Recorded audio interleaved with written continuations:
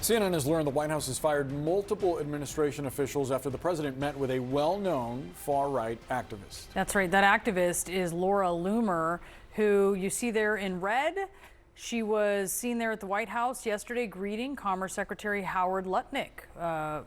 Very much so there. CNN's Elena Treen outside the White House for us. Elena, your sources say Loomer urged Trump to terminate these employees. Can you tell us who they are, why they were let go?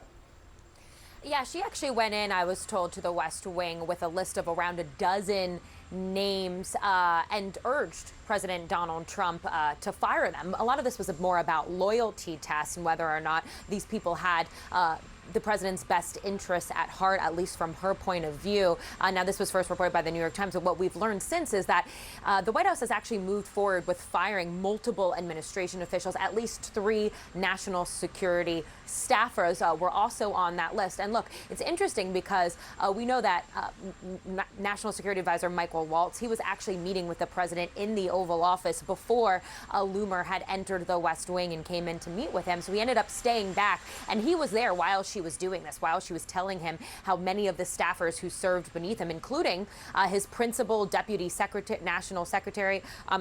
his deputy secretary, Alex Wong, saying that he was too hawkish, that he wasn't loyal as well.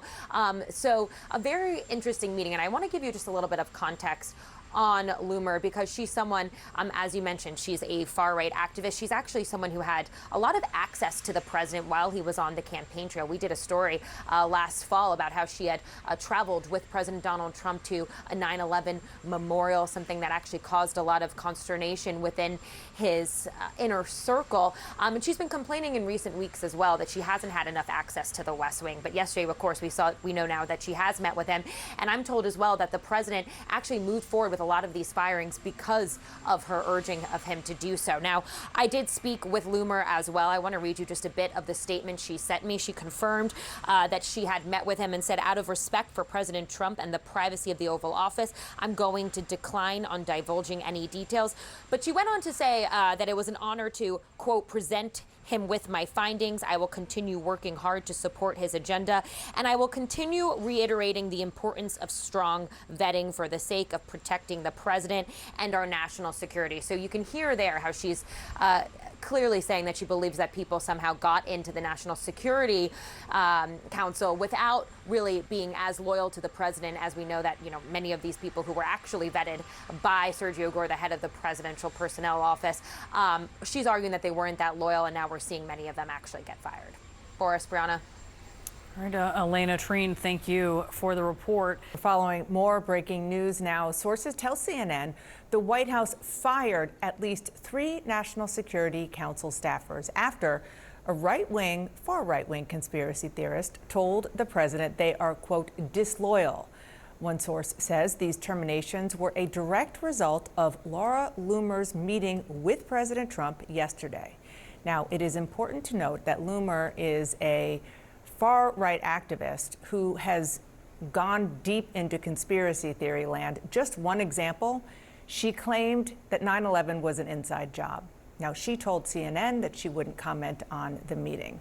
CNN's Caitlin Collins and Katie Bo-Lillis are part of the CNN team that is reporting on this story. So, Caitlin, let me first start with you. People who watch a show called Inside Politics are probably very familiar with Laura Loomer as an individual. Also probably familiar with the fact that during the campaign there was controversy and she was asked not to be back on Air Force One. How did this happen that she got back into the inner circle? Yeah, on the campaign trail, she actually had pretty good proximity to President Trump when he was outside of the White House. She traveled with him to the 9/11 memorial on the anniversary, even though, as you noted, she posted a video once that said that 9/11 was an inside job. And she has been complaining publicly that she has not had nearly as much access. Exactly. She's tried to get to the press briefing room. She's publicly tweeted at White House officials complaining they weren't letting her onto the grounds. And obviously, to get onto the White House campus, you have to be cleared in by a White House staffer. You give your social security number to the Secret Service. You can't just walk into the White House. And we saw her walking out of the West Wing yesterday, and that was after she had a personal meeting with President Trump inside the Oval Office. And we've now confirmed details, first reported by the New York Times, that she she met with President Trump. Michael Waltz, the national security advisor, had just had a meeting with the president. He stayed behind and was in that meeting with Laura Loomer, where she was attacking several members of his staff at the National Security Council, saying that they were not sufficiently loyal to President Trump. That includes his principal deputy right underneath him. His name is Alex Wong, and several others, and was essentially arguing that President Trump should fire them.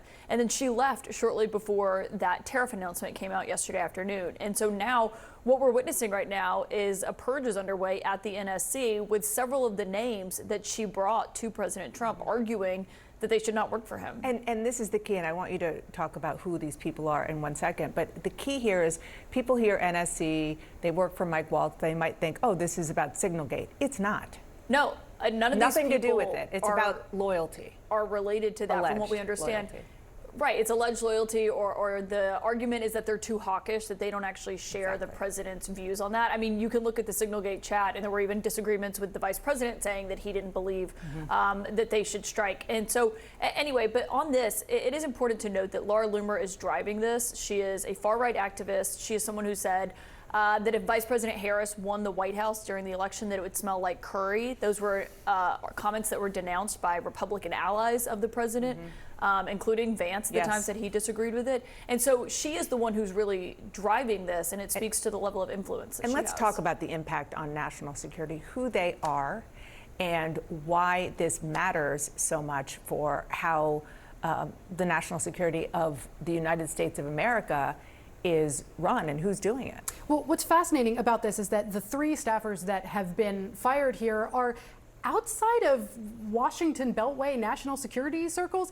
These are pretty anonymous people. They are foreign policy minds that have serious resumes, that have worked serious jobs on Capitol Hill, in the State Department, in think tanks. You know, these are people that are well known in national security circles because they are longtime practitioners of foreign policy, experienced in making that kind of policy. These are the people that are sort of engaged in the nitty-gritty of actually designing national security policy for the president. But they're not big public figures. You know, they're people like Brian Walsh, who was who ran intelligence programs for the White House, who formerly worked for Senator Marco Rubio when he was chairman of the Senate Intelligence Committee. You had a senior director who worked on technology issues for the National Security Council, and you had the head of legislative affairs for the National Security Council. So again, not people that are sort of big public names that you're hearing on cable news all day long. And I think it really speaks to this kind of lesson that the president felt that he learned out of his first administration